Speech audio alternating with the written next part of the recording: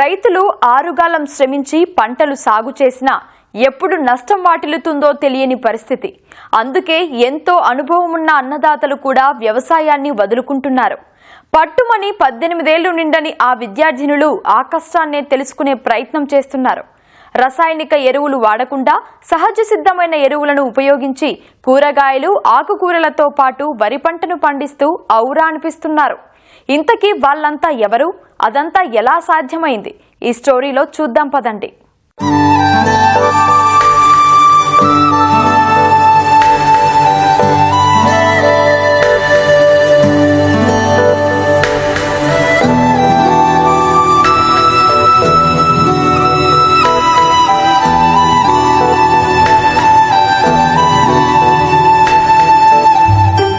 వ్యవసాయం దండుగాని తల్లిదండ్రులు అప్రూపాలవుతున్నారనే అభిప్రాయం పిల్లల్లో బలంగా నాటుకుపోయింది. అందుకే పొలం పనులు చేద్దువురా బిడ్డ అంటే నా వల్ల కాదమ్మా అని చెబుతుంటారు. గ్రామాల్లో ఇది చాలా మందికి తెలిసిన విషయమే. ఇదే గమనించిన అక్కడి ఉపాధ్యాయులు విద్యార్థినులకు వ్యవసాయంపై పూర్తిగా అవగాహన కల్పిస్తున్నారు. బాలికలే రైతులుగా మారి పాఠశాల ఆవరణలోనే పలు రకాల పంటలు పండిస్తున్నారు.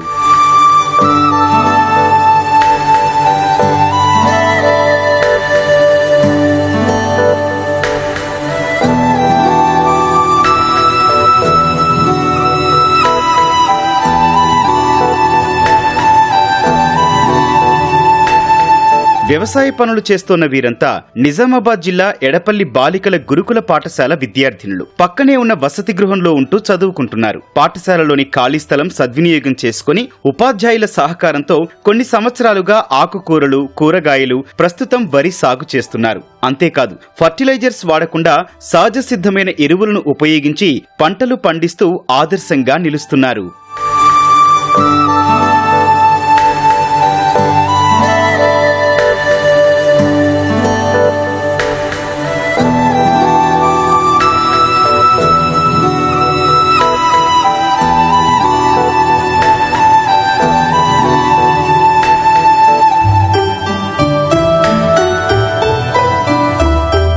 ఈ పాఠశాలలో మొత్తం 645 మంది విద్యార్థులు చదువుకుంటున్నారు.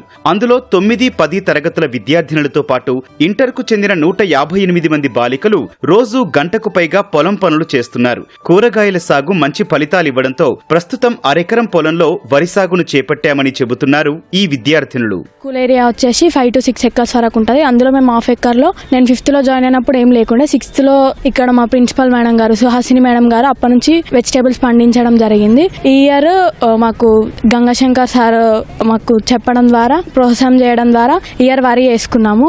అలాగే దాంతోపాటు కూరగాయలు అవన్నీ కూడా వేసుకుంటున్నాము. దీంట్లో అంటే ఆర్గానిక్ గానే ఫెర్టిలైజర్స్ ఏం యూజ్ చేయకుండా పండించుకుంటున్నాము. మేము 9th క్లాస్లో ఉన్నప్పుడు 2024లో beauty and wellness agriculture vocational courses వచ్చినాయి. అప్పటి నుంచి మేము ఎక్కువ ఫీల్డ్ వర్క్ కి వస్తున్నాము.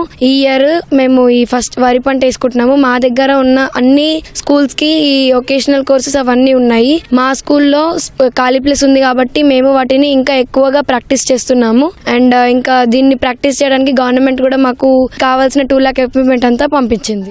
ఇంటర్ బైపీసీలో వ్యవసాయ వొకేషనల్ గ్రూప్ విద్యార్థినులు క్షేత్రస్థాయి శిక్షణలో భాగంగా ఇక్కడ అనేక విషయాలు నేర్చుకుంటున్నారు. పొలంలో ఏం పండించాం, రోజువారీ వంటల్లో ఏ కూరగాయలు, ఆకుకూరలు వాడామనే అంశాలు రికార్డులు చేసుకుంటున్నారు మరో బృందం. వంటగదిలోని వ్యర్థాలు కంపోస్టుగా చేసి ఎరువులుగా ఉపయోగిస్తున్నామని వివరించారు.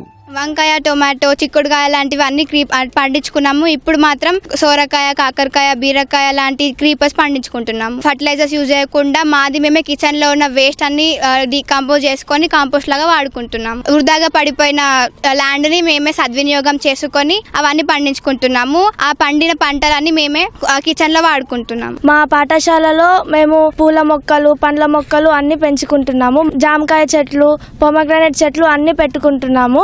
మేమే దాన్ని సాగు చేసుకొని బాగా పండించుకుంటున్నాం. హరితహారం జరుపుకొని అన్ని పూల చెట్లు, పండ్ల చెట్లు కూడా పెట్టుకుంటున్నాము. Thank you. పాఠశాలలో అగ్రికల్చర్ చేయడం ద్వారా ఎటువంటి రోగాలు లేకుండా చాలా ఆరోగ్యకరంగా ఉంటున్నాము. చదువుకోవడం ద్వారా కాకుండా ఇంకా మాకు ఫీల్డ్ వర్క్ కూడా ప్రాక్టికల్ గా చూపిస్తున్నారు. ఇలా చేపించడం ద్వారా రైతులు ఎంత కష్టపడుతున్నారో తెలవడం కోసం మాకు ఇటువంటి అగ్రికల్చర్ కూడా చేయించడం మాకు చాలా గర్వకరంగాను, చాలా సంతోషంగాను అనిపించడం జరుగుతుంది. ధన్యవాదములు. రోజు కొంత సమయాన్ని వ్యవసాయ పనులకు కేటాయిస్తూ పంటలను కంటికి రెప్పలా కాపాడుకుంటున్నామని చెబుతున్నారు ఈ విద్యార్థినులు. వరి పంటకు తెగుళ్లు రాకుండా పొలం చుట్టూ బంతిపూల మొక్కలు నాటారు. పాఠశాల ఆవరణలో స్వయంగా వ్యవసాయం చేయడం ద్వారా రైతుల కష్టాల్ని తెలుసుకునేందుకు అవకాశం వచ్చిందన్నారు. అగ్రికల్చర్ అనేది మేము ఫస్ట్ టైం ఇక్కడ ప్యాడీ వేసాము, కానీ ఇక్కడ మాత్రం మేము ఎగ్ షెల్స్ కానీ బనానా పీల్స్ కానీ అంటే మాకు దొరికి న్యాచురల్ గా మాత్రం మేము ఇక్కడ యూజ్ చేసి మా పంటను అనేది పండించుకుంటున్నాము. అండ్ ఇంకా వర్మీ కంపోస్ట్ అంటే తెలిసిందే, అంటే ప్రతిదీ కూడా మేము న్యాచురల్ గా యూజ్ చేస్తాం, ఏ కెమికల్ ఫర్టిలైజర్స్ కాకుండా. అండ్ బట్ చూసుకున్నట్టయితే వాటర్ సోర్స్ అనగానే బోర్స్ అవి యూజ్ చేసుకుంటాం, కానీ మేము ఇక్కడ కాకుండా డైరెక్ట్ వర్షపు నీరుతోనే మేము పంటలను పండించుకుంటాం.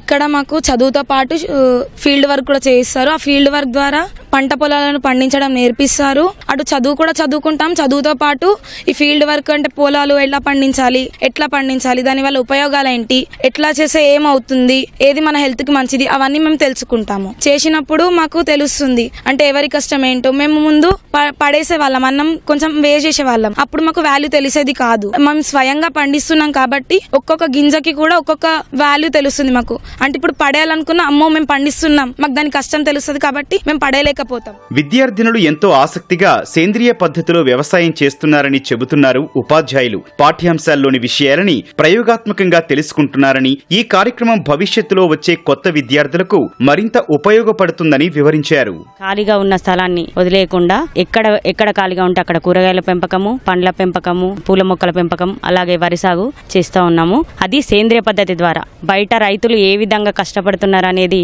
పిల్లల తల్లిదండ్రులు ఏ విధంగా కష్టపడుతున్నారనేది ఏ విద్యార్థులకు కానీ తెలియడం లేదు.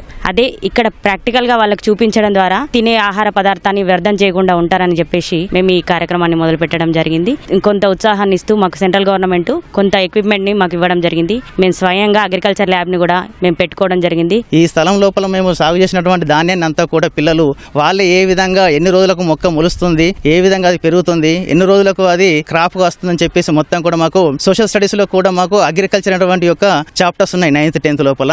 ఆ అగ్రికల్చర్ ని సద్వినియోగం ఎలా చేసుకోవాలి, నీటి పారుదల అనేది ఎలా ఉంటుంది, ఎన్ని రోజులకు నీటి తడిని కట్టాలి, ప్రతి ఒక్కటి మాకు ప్రాక్టికల్ గా పిల్లలకు నేర్పడం కూడా జరుగుతుంది. ఇక్కడ శారీరకంగా గాను మానసికంగాను ఎంతో ఆహ్లాదకరంగా ఆనందాన్ని పొందుతున్నారు. దీనివల్ల మాకు కూడా చాలా సంతోషకరంగా ఉంది. రాబోయే సీజన్లో వరి, కూరగాయలతో పాటు చిరుధాన్యాలు పండించేందుకు ప్రణాళికలు సిద్ధం చేస్తున్నామని చెబుతున్నారు విద్యార్థినులు, ఉపాధ్యాయులు.